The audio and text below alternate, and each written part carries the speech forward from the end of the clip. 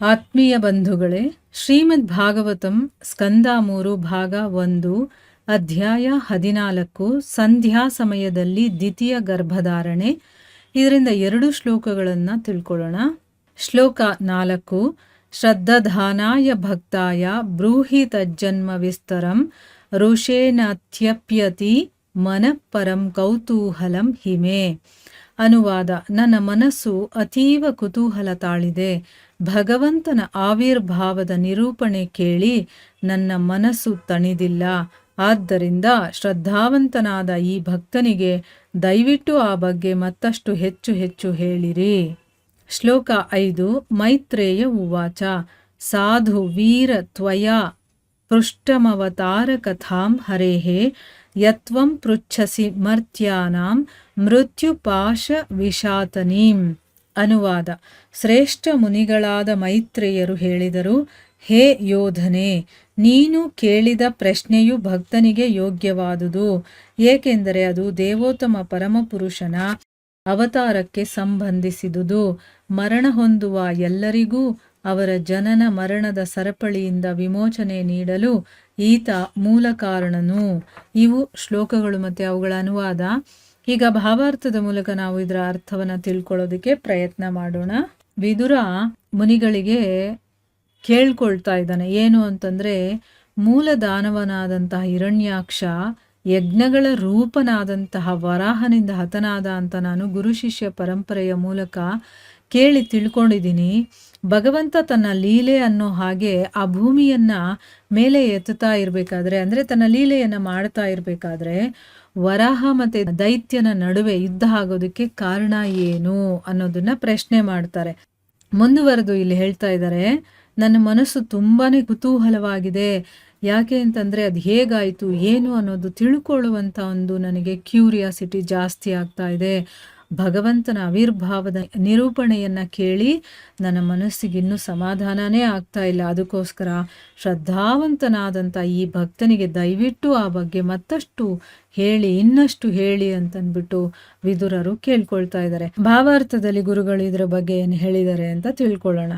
ಶ್ರದ್ಧಾವಂತನೂ ಕುತೂಹಲಿಯೂ ಆದಂತಹವನು ದೇವೋತ್ತಮ ಪರಮಪುರುಷನ ಆವಿರ್ಭಾವ ಹಾಗೂ ಅಂತರ್ಧಾನದ ದಿವ್ಯಲೀಲೆಗಳನ್ನು ಕೇಳಲು ಅರ್ಹನಾಗಿರುತ್ತಾನೆ. ಅಂತಹ ದಿವ್ಯ ಸಂದೇಶಗಳನ್ನು ಆಲಿಸಲು ವಿದುರನು ಅತ್ಯಂತ ಸೂಕ್ತ ವ್ಯಕ್ತಿಯಾಗಿದ್ದನು. ನೋಡಿ, ಭಗವಂತನ ಲೀಲೆಗಳನ್ನು, ಅಂದರೆ ಅವನ ಆವಿರ್ಭಾವ ಆಗೋದು, ಅಂತರ್ಧಾನ ಆಗಿರೋದು, ಇದೆಲ್ಲ ದಿವ್ಯ ಲೀಲೆಗಳಲ್ವ. ಅದನ್ನು ಕೇಳೋದಕ್ಕೊಂದು ಅರ್ಹತೆ ಇರತ್ತೆ. ಅದು ಏನಪ್ಪ ಅಂತಂದರೆ, ಕೇಳುವಂಥವನಿಗೆ ಶ್ರದ್ಧೆ ಇರಬೇಕು ಮತ್ತು ಕುತೂಹಲನೂ ಕೂಡ ಇರಬೇಕು. ಭಗವಂತನ ವಿಷಯಗಳನ್ನು ಕೇಳೋದ್ರಲ್ಲಿ ಅವನಿಗೆ ಶ್ರದ್ಧೆ ಇರಬೇಕು ಮತ್ತು ಕುತೂಹಲ ಕೂಡ ಇರಬೇಕು. ಅಂಥವನು ಆ ಭಗವಂತನ ಕಥೆಯನ್ನು ಕೇಳೋದಕ್ಕೆ ಅರ್ಹತೆ ಇರೋನು ಅಂತ ಅರ್ಥ. ಆ ಗುಣಗಳೆಲ್ಲ ವಿದುರರಲ್ಲಿದೆ. ಅದಕ್ಕೆ ಅವರು ಸೂಕ್ತ ವ್ಯಕ್ತಿಯಾಗಿದ್ದ ಅನ್ನೋದನ್ನ ಇಲ್ಲಿ ಗುರುಗಳು ಹೇಳ್ತಾ ಇದ್ದಾರೆ. ಇನ್ನು ಮುಂದಿನ ಶ್ಲೋಕದಲ್ಲಿ ಏನು ಹೇಳ್ತಾ ಇದ್ದಾರೆ, ಮೈತ್ರೇಯರು ಹೇಳ್ತಾರೆ. ಈಗ ವಿದುರ ಕೇಳ್ಕೊಳ್ತಾನಲ್ವಾ, ಅದಕ್ಕೆ ಶ್ರೇಷ್ಠ ಮುನಿಗಳಾದಂತಹ ಮೈತ್ರೇಯರು ಹೇಳ್ತಾರೆ, ಹೇ ಯೋಧನೆ. ಇಲ್ಲಿ ನೋಡಿ, ಯೋಧ ಅಂತ ಹೇಳ್ತಾ ಇದ್ದಾರೆ. ಅವ್ರೇನು ಹೇಳ್ತಾ ಇದ್ದಾರೆ, ನೀನು ಕೇಳಿದಂತಹ ಪ್ರಶ್ನೆ ಇದೆಯಲ್ಲ, ಅದು ಭಕ್ತನಿಗೆ ಯೋಗ್ಯವಾಗಿರುವಂಥದ್ದು. ಯಾಕೆ, ಒಬ್ಬ ಭಕ್ತನಿಗೆ ಏನು ಇಷ್ಟ ಇರುತ್ತೆ, ಭಗವಂತನ ಬಗ್ಗೆ ಕೇಳಬೇಕು ಅಂತ ತಾನೇ ಇಷ್ಟ ಇರುತ್ತೆ. ಅದಕ್ಕೋಸ್ಕರ ನೀನು ಕೇಳಿರುವಂಥ ಪ್ರಶ್ನೆ ಭಕ್ತನಿಗೆ ಯೋಗ್ಯವಾಗಿರುವಂಥದ್ದೇ. ಯಾಕೆ ಅಂತಂದರೆ ಅದು ದೇವೋತ್ತಮ ಪರಮಪುರುಷನ ಅವತಾರಕ್ಕೆ ಸಂಬಂಧಪಟ್ಟಿರುವಂಥದ್ದು. ಇಲ್ಲಿ ದೈತ್ಯನಿಗೂ ಆ ವರಾಹನಿಗೂ ಯಾಕೆ ಯುದ್ಧ ಆಯಿತು ಅದರ ಬಗ್ಗೆ ತಿಳ್ಕೋಬೇಕು ಅಂತಾನಲ್ಲ, ಇದು ಭಗವಂತನ ಅವತಾರದ ವಿಷಯ, ಅದಕ್ಕೆ ಸಂಬಂಧಪಟ್ಟಿದ್ದು ಅಲ್ವಾ. ಅದಕ್ಕೋಸ್ಕರ ನೀನಿದು ಒಳ್ಳೆ ಪ್ರಶ್ನೆಯನ್ನು ಕೇಳಿದ್ಯಾ. ಇದು ಭಕ್ತ ಕೇಳಬೇಕಾಗಿರುವಂಥ ಪ್ರಶ್ನೆನೇ. ಮರಣ ಹೊಂದುವಂಥ ಎಲ್ಲರಿಗೂ ಅವರ ಜನನ ಮರಣದ ಸರಪಳಿಯಿಂದ ವಿಮೋಚನೆ ನೀಡುವುದಕ್ಕೆ ಇವನೇ ಮೂಲ ಕಾರಣ. ಯಾರು, ಭಗವಂತನೇ ಮೂಲ ಕಾರಣ ಆಗಿರೋದ್ರಿಂದ ಅವನ ಬಗ್ಗೆ ತಿಳ್ಕೊಳ್ಳೋದು ಸರಿಯಾದ ಒಂದು ಮಾರ್ಗ. ಸರಿಯಾಗಿದೆ ನೀನು ಕೇಳ್ತಾ ಇರೋದು ಅಂತಂದ್ಬಿಟ್ಟು ಹೇಳ್ತಾರೆ. ಈಗ ಭಾವಾರ್ಥದಲ್ಲಿ ಗುರುಗಳು ಇದರ ಬಗ್ಗೆ ಏನು ಹೇಳ್ತಾ ಇದ್ದಾರೆ ಅಂತ ತಿಳ್ಕೊಳ್ಳೋಣ. ಮಹಾಮುನಿ ಮೈತ್ರೇಯರು ವಿದುರನನ್ನು ಎಲೈ ಯೋಧನೆ ಎಂದು ಸಂಬೋಧಿಸಿದರು. ಏಕೆಂದರೆ ಆತ ಕುರುವಂಶಕ್ಕೆ ಸೇರಿದವನಷ್ಟೇ ಅಲ್ಲದೆ ವರಾಹ ಮತ್ತು ನರಸಿಂಹ ಅವತಾರಗಳಲ್ಲಿ ಭಗವಂತ ನಡೆಸಿದ ಧೀರೋದಾತ್ತ ಚಟುವಟಿಕೆಗಳನ್ನು ಕೇಳಲು ಕಾತರನಾಗಿದ್ದನು. ಅಂದರೆ ಇಲ್ಲಿ ಮೈತ್ರೇಯರು ಯೋಧ ಅಂತ ಕರೆದಿರೋದಕ್ಕೂ ಒಂದು ಕಾರಣ ಇದೆ ವಿದುರನನ್ನ. ಯಾಕೆಂದ್ರೆ ವಿದುರ ಯಾರು? ಕುರುವಂಶಕ್ಕೆ ಸೇರಿದವನಲ್ವಾ. ಅಷ್ಟೇ ಅಲ್ಲದೆ ಅವನೇನ್ ಮಾಡ್ತಾ ಇದ್ದಾನೆ, ಭಗವಂತನ ಅವತಾರಗಳು ಹೇಗ್ ನಡೀತು, ಏನೆಲ್ಲ ಕಾರ್ಯ ಚಟುವಟಿಕೆಗಳಾಯ್ತು ಅದನ್ನೆಲ್ಲ ಕೇಳಬೇಕು ಅಂತ ಅವನು ಕಾತರನಾಗಿದ್ದಾನೆ. ಇಲ್ಲಿ ನೋಡಿ, ವರಾಹನ್ ಮತ್ತೆ ನರಸಿಂಹ ಅವತಾರಗಳಲ್ಲಿ ಭಗವಂತ ನಡೆಸಿದಂತಹ ಏನೇನ್ ಚಟುವಟಿಕೆಗಳಿದೆಯೋ ಅದನ್ನೆಲ್ಲ ಕೇಳೋದಕ್ಕೆ ಅವನು ಕಾತರನಾಗಿದ್ದ. ಆ ಪ್ರಶ್ನೆಗಳು ಭಗವಂತನಿಗೆ ಸಂಬಂಧಿಸಿದವುಗಳಾದ್ರಿಂದ ಭಕ್ತನಿಗೆ ಅವು ಅತ್ಯಂತ ಯೋಗ್ಯವಾಗಿದ್ದವು. ಭಕ್ತನಿಗೆ ಲೌಕಿಕ ಸಂಗತಿಗಳನ್ನು ಕೇಳುವುದರಲ್ಲಿ ಯಾವುದೇ ರೀತಿಯ ಅಭಿರುಚಿ ಇರುವುದಿಲ್ಲ. ಲೌಕಿಕ ಯುದ್ಧದ ಅನೇಕ ವಿಷಯಗಳಿದ್ದರೂ ಅವುಗಳನ್ನು ಕೇಳಲು ಭಕ್ತನಿಗೆ ಆಸಕ್ತಿ ಇರುವುದಿಲ್ಲ. ಇಲ್ಲಿ ಅವನಿಗೆ ಆ ಭಗವಂತನ ಅವತಾರದಲ್ಲಿ ಏನೆಲ್ಲ ಆಯಿತು ಅಂತ ಕೇಳೋದಕ್ಕೆ ಅವನು ಕಾತರನಾಗಿದ್ದಾನಲ್ವಾ.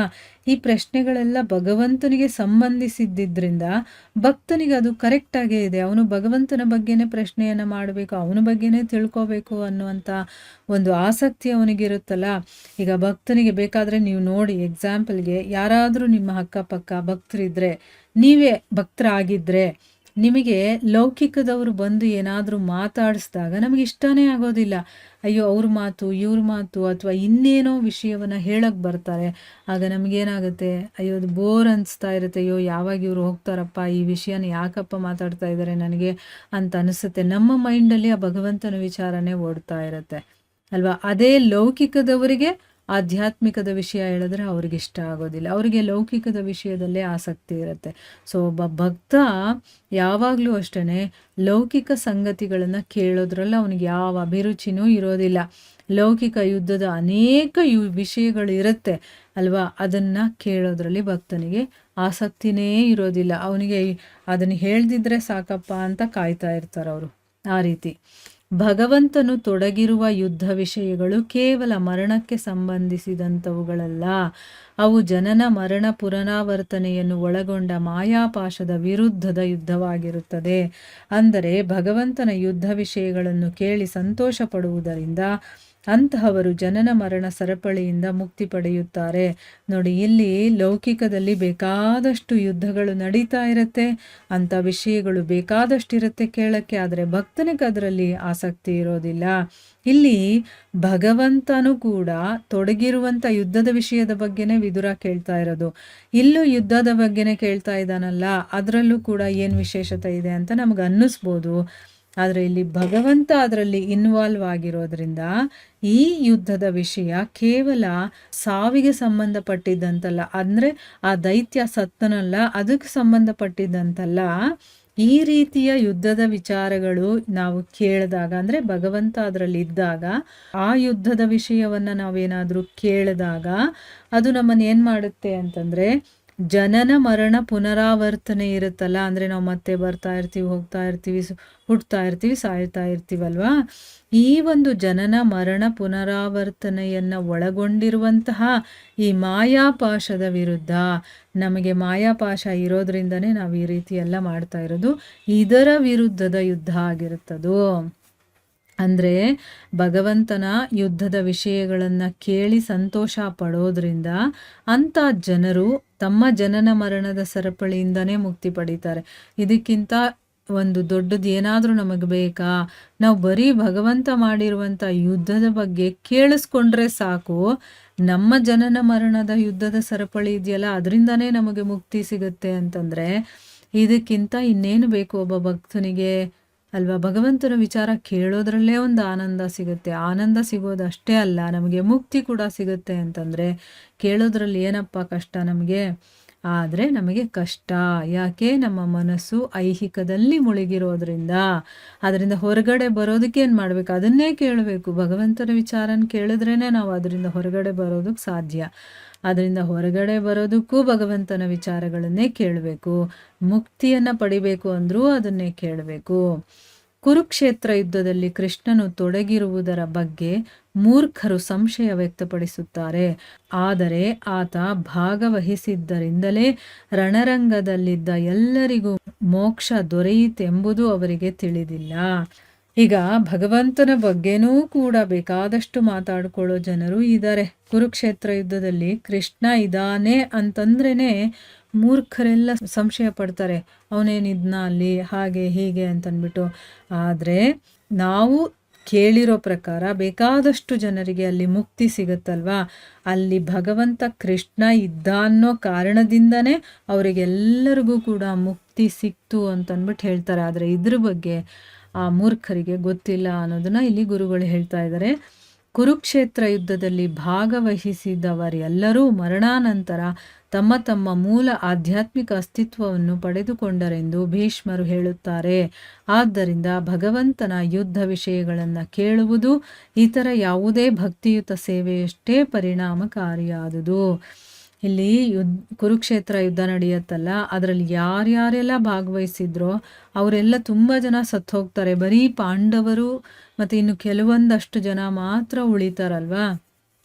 ಸೊ ಈ ರೀತಿ ಯಾರ್ಯಾರು ಆ ಯುದ್ಧದಲ್ಲಿ ಭಾಗವಹಿಸಿದ್ರೋ ಅವರೆಲ್ಲರೂ ಕೂಡ ಸತ್ತ ಮೇಲೆ ತಮ್ಮ ತಮ್ಮ ಮೂಲ ಆಧ್ಯಾತ್ಮಿಕ ಅಸ್ತಿತ್ವ ಇರುತ್ತಲ್ಲ, ಅಂದರೆ ನಾವೇನೋ ಒಂದು ತಪ್ಪು ಮಾಡಿ ಈ ಜಗತ್ತಿಗೆ ಬಂದಿರ್ತೀವಿ, ಅಂದರೆ ನಾವು ಎಲ್ಲಿರ್ತೀವೋ ಆಧ್ಯಾತ್ಮಿಕ ಲೋಕದಲ್ಲಿ ಮತ್ತೆ ಅಲ್ಲಿಗೆ ವಾಪಸ್ ಹೋಗಿ ತಮ್ಮ ತಮ್ಮ ಸ್ಥಾನವನ್ನು ಪಡ್ಕೊಂಡ್ರು, ತಮ್ಮ ಅಸ್ತಿತ್ವವನ್ನು ಪಡ್ಕೊಂಡ್ರು ಅಂತ ಯಾರು ಹೇಳೋದು? ಭೀಷ್ಮರು ಹೇಳ್ತಾರೆ.